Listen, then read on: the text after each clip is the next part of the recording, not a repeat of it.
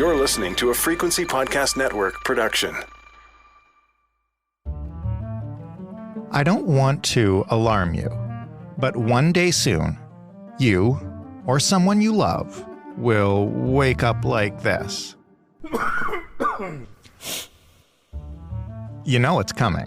And when it does, many of you will stagger into the bathroom, open the medicine cabinet, and grab a cold remedy containing an extremely popular decongestant. And here's the thing you might not know about that decongestant. It doesn't work. Just doesn't. Same as a placebo, according to a detailed FDA review. This drug has been on the market for decades. It's been the most popular decongestant in North America since the early 2000s. But yeah, pretty much no good. Sorry. Now you may have questions, starting with, huh?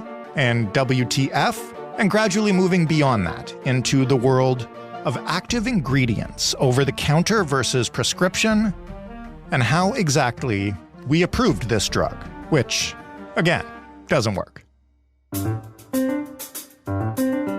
I'm Jordan Heath Rawlings. This is The Big Story.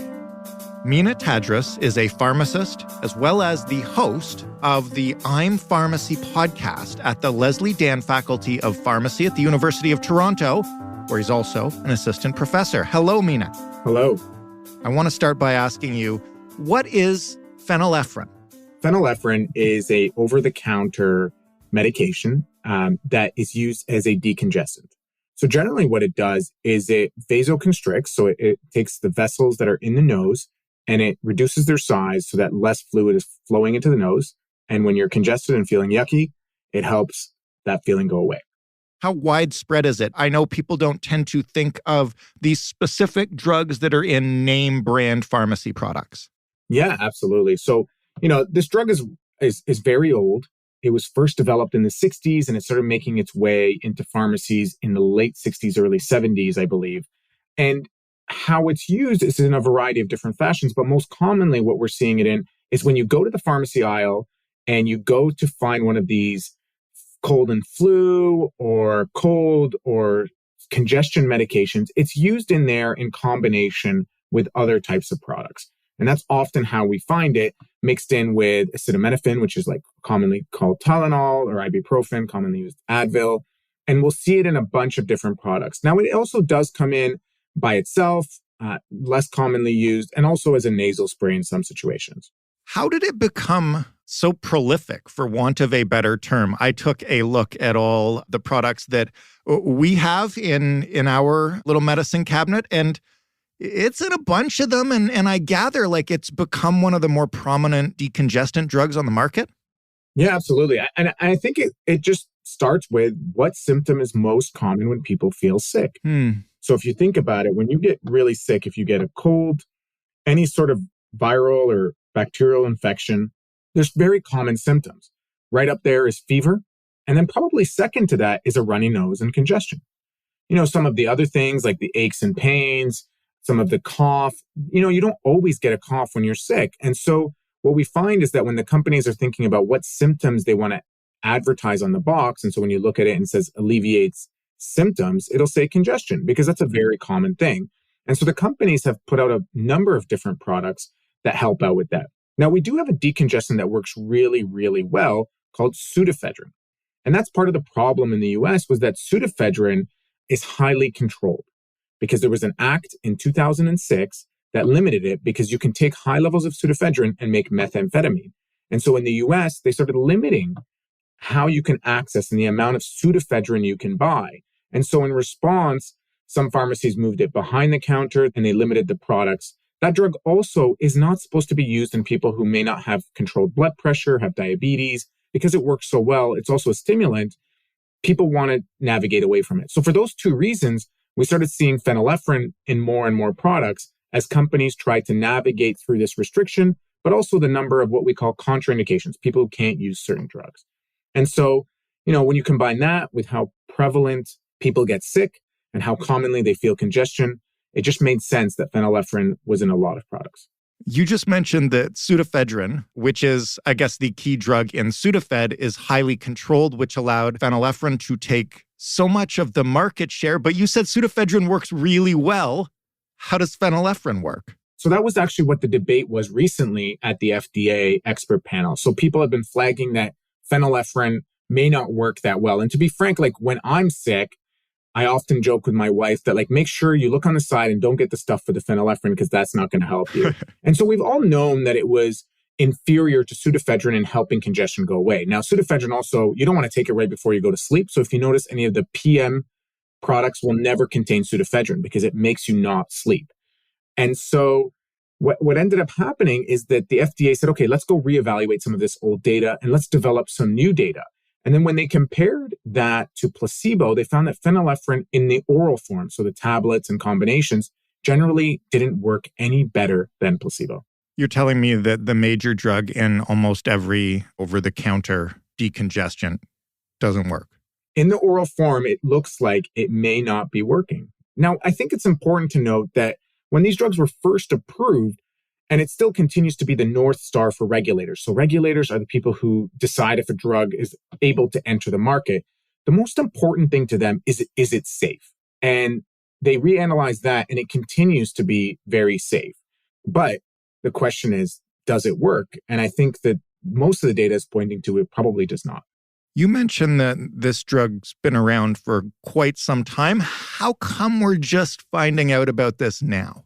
That's a really, really great question. And to understand why this happens, you have to understand how drugs come to a market. And not to like plug our podcast or anything, but this is sort of one of the things that we explore in some of our episodes. And what ends up happening is like when you think about a drug hitting the laboratories, they invent it, someone finds the molecule that works, then a company will decide if there's good evidence to finally take it to humans and they'll do clinical trials. Mm-hmm. This is all before they get market access. So to meet this regulatory standard, to make Health Canada and the FDA, the regulators, say, yes, you're allowed to enter the market, you have to study how well it works and how safe it is. And you do that through large clinical trials. Now, once you've done enough of those trials, you can submit it to the FDA or Health Canada, depending on which country you want to enter, and they'll review it and say, yeah, your drug is effective and safe. And then once that happens, most cases, unless they're looking for new populations, the clinical trials don't have to happen anymore. We continue to monitor how safe the drugs are. We do these real world studies. We have safety monitoring. We become obsessed with safety once it hits, but we no longer kind of evaluate its efficacy or how well it works using a trial. Now, different people will ask questions about the real world effectiveness, but that's a whole different thing. But that's not coming often from the companies. Now, this model that I described to you has substantially changed, and the rigor of it has changed dramatically over the last 25 to 30 years. So this drug was before that period of time where you could, get away with small trials.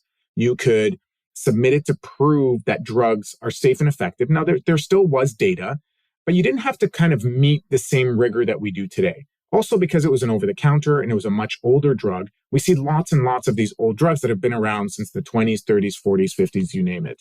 And so those drugs haven't been through the same kind of machinery that now exists for new drugs as they enter the market.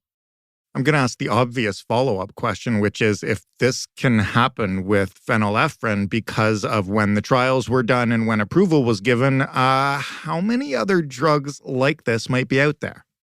I don't think there's a lot. Okay. But I do think there's a chance that some of these older drugs may not work for everything we think they do. And, for me, I still do agree that the North Star should always be like assessing the safety. And there's lots of people studying the safety of these products. So I'm not as concerned.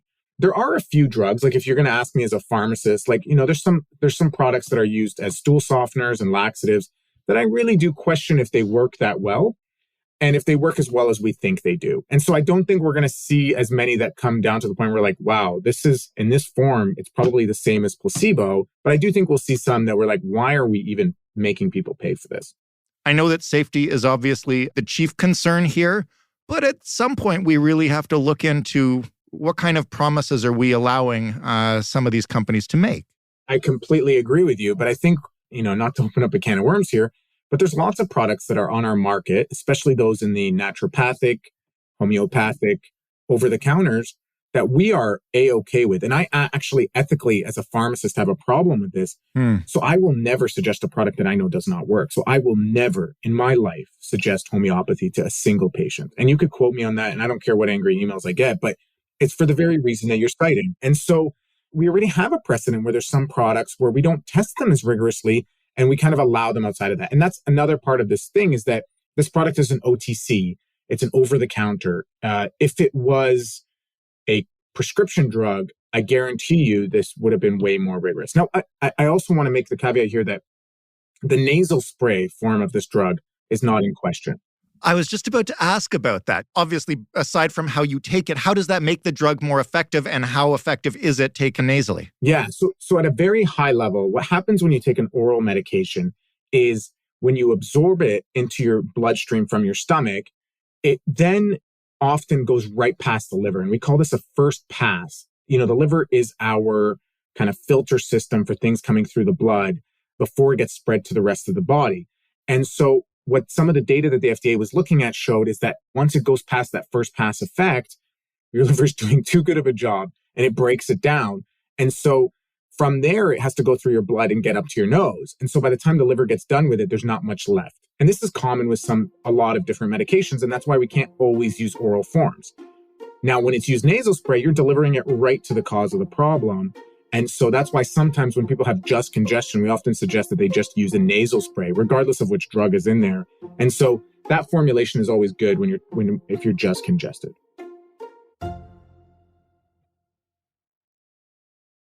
In terms of these cold medications in general, I guess it's not valid to say that the whole thing is useless because it contains these other ingredients.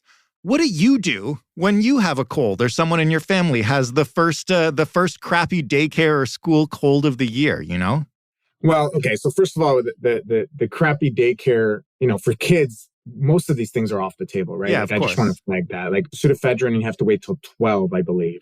And so we often have the cutoffs of 12, 6, and 18, right? Those are kind of like the cutoffs. The first thing I suggest to people is always turn that box on its side and look at that like really tiny print label and go to the section that says active ingredients. Right. That's what you want to know is in there. So when a patient walks into the pharmacy or anyone in my family, I say, well, what are you feeling? Because remember, these products are not curing your cold. They're not getting rid of the virus. They're just trying to make your symptoms a bit more bearable. Mm-hmm. So often I'll ask, like, do you have a fever? If you have a fever, then you probably need something with Advil or Tylenol in it, right? So you need some acetaminophen, which is Tylenol, and ibuprofen or something else that helps reduce your fever. And those often also help with the pain and aches. Right. Then if they say they're congested, I often will ask, like, if they have any other issues with their heart or blood pressure. And in most cases, even if their blood pressure is controlled, it should be okay. And then that's when we'll say, okay, then you should probably use some pseudoephedrine if you're super congested. Right. If they want to use it at night because they can't sleep, then we'll try to use something with an antihistamine in it to help them sleep. And then we ask if they have a cough and whatever, and all the other symptoms. And based on that, you can navigate those ingredients, because the side of those bottles can contain 4 or 5 different active ingredients that are all supposed to alleviate different parts of your system. In that case, when somebody says they want something at night and they can't sleep, you say an antihistamine. Does that have different active ingredients in it that help with congestion aside from the 2 we're discussing? They don't help quite as much with the decongestants as the decongestion does. Right. But antihistamines will often help alleviate some of the reaction, but they also cause a little bit of drowsiness, which helps people sleep. I see. And then beyond that, there's the nasal spray. Yeah, there's the nasal spray, and you can use combinations. Now, obviously, as a pharmacist or as a regular human, I try to minimize the number of products, right? Like, so these combos are good because think about it. Like, you don't want to take, when you're sick, suddenly having to take 4 or 5 different products. It's nice that they're combined. And then in some scenarios, I'll say, well, like, take this at night, and then during the day, use this nasal spray. And those are kind of like the combinations of things we try to navigate towards to try to help them with their symptoms. I really appreciate that, because this is the start of the September daycare, school. Yeah, it's the start of all the fun. So I wanted to get that clinical advice out of the way. But going back to the big picture, how does something like this go on for so long? I know you mentioned the drug is old and the tests kind of just held up for a long time. But as I was reading about this before this interview, it wasn't this FDA review that was like the first time a flag had been raised about this drug. I kind of took a moment when this came out and thought, like, how did we get to here? And I think if you can imagine, there's all of these urgent matters, and there's all of these drugs that we're concerned about safety, and we're concerned about all of their issues. And there's also resources to go back and do these experiments. So doing clinical trials is not a cheap endeavor, and it requires resources. So if you're thinking about a product that's part of many that alleviates symptoms that we know is generally safe and there's no question about it, and it's over the counter, and it's pretty cheap compared to like when we think about how much drugs cost in general. Right. You can imagine that all of those strikes I just said probably put this lower on the priority. We know it's not hurting anybody. It's in combination with other products. People are using this for 2 or 3 days just to feel better. We know there is a placebo effect to feeling better. And so I think there was sort of this idea like, what are we gaining? What's the value of information is often the question we ask ourselves in this field. How much do we want to invest to know this? So when you have a drug that's costing an insurance company or the government maybe $15,000 or $10,000 a year, you're questioning its safety. You have 100,000 people who are going to use this every day for the rest of their lives. You're willing to invest $1 million to figure out the answer to that and get more certainty around, well, does this work or not? For this drug, it was kind of a question of like, do we really want to invest resources that could be placed in other places to do this? But I think at a certain point, there was probably enough questions, and they saw the market switch from the mid-2000s to now, where this product was so dominant in the market that it had to be answered. I think what we also have to remember is that these studies are happening all the time and they don't make the news. And so I think people flag this and say, this is a proof that the system and big pharma is out to get us. But I point to these examples and say, you can imagine there's a machinery of people like myself, people at the FDA, people at Health Canada, who are constantly studying this stuff and not reaching these conclusions. And that's why you don't hear anything about it. And that's why this is news. Well, since you were the first to mention Big Pharma on this podcast, I have to ask, there's a lot of people making money off this drug for all those years that these reviews weren't being conducted if there were questions already asked about it. Like, people are profiting off that not happening, no? Yeah, they are. But like, I think in the big scheme of things, these products are generic. There's no huge brand company that controls this. Now, it isn't some of the more common brands. And that's just the way that people shop. Like they go in and, they'll still pick the Tylenol rather than picking the Life brand. But there's just a lot of companies that could be making these drugs. So I wouldn't pinpoint this to like someone making a ludicrous amount of money. It is a big market. And I think they're responding to the market dynamics of what people are buying. This wasn't someone trying to pull the wool over anybody's eyes. There was no concerted effort. But, one thing to remember is that the moment that drug goes generic, there is no incentive for a lot of things to be studied. And we depend on public funding and government funding to go back and study these things. And that's actually one of the reasons probably why it didn't get studied is because no one held the patent anymore. We should always buy the generic brands, right? When you're looking at a product like this that, you're choosing between Tylenol, Advil, and then Life or whatever the pharmacy brand is. If you want to save a few bucks, yeah, absolutely. So the products are equivalent to each other. Yeah, I think for some of the things, there's like different capsules and different formulations and different flavors, especially with the kids stuff. And so back to that point. But I think generally, there's a control over generic products that they have to be tested within a certain range of what the brand name is. These products are also old that most of the things on the over-the-counter are not branded products in the same way that pharmaceutical drugs are. And so I would, you'd be surprised. They probably all come from the same factory in many ways. And so I think for listeners, I would just say, like, if you want to save a few bucks and not feel guilty about it, I would definitely always buy the generic. I do. As somebody who had to be told that I don't like the taste of the grape Tylenol, I like the cherry Tylenol. I appreciate that. Trust me, I got a 5-year-old and a 2-year-old, so I hear all that stuff all the time. Yeah. Last question. How do we fix this? Is there a change to like the way drugs are approved or reviewed or regulations around them that would have, I guess, prevented it in the first place, but also that would cast a wider net and catch more of these widely available things that may not do what people think they do? I'd probably answer this with 3 answers. So the first is, like all things, we probably need more funding to study these drugs and safety in general. Like as a person who does this, we really don't have enough resources if you think about how massive the market is. And the funding that goes into independent researchers like myself and regulators is literally a drop in the bucket. And so it's a really unfair balance of how much and how many drugs are there. There's thousands and thousands of drugs, and there's not enough of us to study and keep track of where this stuff. we've developed algorithms and flags to make sure we prioritize it, which is what I was hinting towards before, which is that we often think about the drugs that have the highest burden, that have a higher risk, and we study those more and more than we do other things. But, if we want to have a full monitoring, that just requires resources. The second thing is another reason this fell through the cracks is that we don't really have great data anywhere in the world on over-the-counters and natural products, the same way that we study prescription drugs. So someone like myself, we have big data on every prescription drug that's filled. And so we're able to link that with hospital and ED visits and how people visit the physician. And I can really do a really great job of getting insights into how well medications are working in the real world. When it comes to over-the-counters, I have nothing. And so I think one way we can improve our monitoring and especially the safety of these products is just improving our insights and data to which patients are getting them and if they're working or not. And so, I think that that's one of the things that as we move into the future that we could probably do a bit better. Instead of having to go backwards and study these things, we can proactively study them if we have insights on who's using them, how they're using them, and if they're working for them. Mina, thank you so much for this. It's been really informative and I think a great primer/preview to cough and cold and flu season. Awesome. Have a great day. Thank you.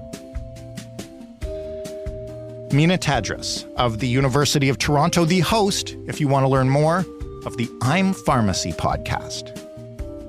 That was The Big Story. For more, you can head to thebigstorypodcast.ca, where you can find all of our previous episodes, including one where I'm trying to use this decongestant and it's probably not working. You can also talk to us. We're on Twitter at TheBigStoryFPN. We are at hello@thebigstorypodcast.ca via email. And we got a phone number if you want to leave a voicemail. That phone number, 416-935-5935. A reminder to all of you that we are still looking for your questions and episode suggestions, especially around anything relating to financial challenges, navigating the current state of the economy. Inflation went up again this week, I'm sure you noticed, and all the other factors that can make affording anything fun feel impossible sometimes. You can get The Big Story wherever you get your podcasts. And when you do, please say some nice things about it, if they let you. Thanks for listening. I'm Jordan Heath Rawlings. We'll talk tomorrow.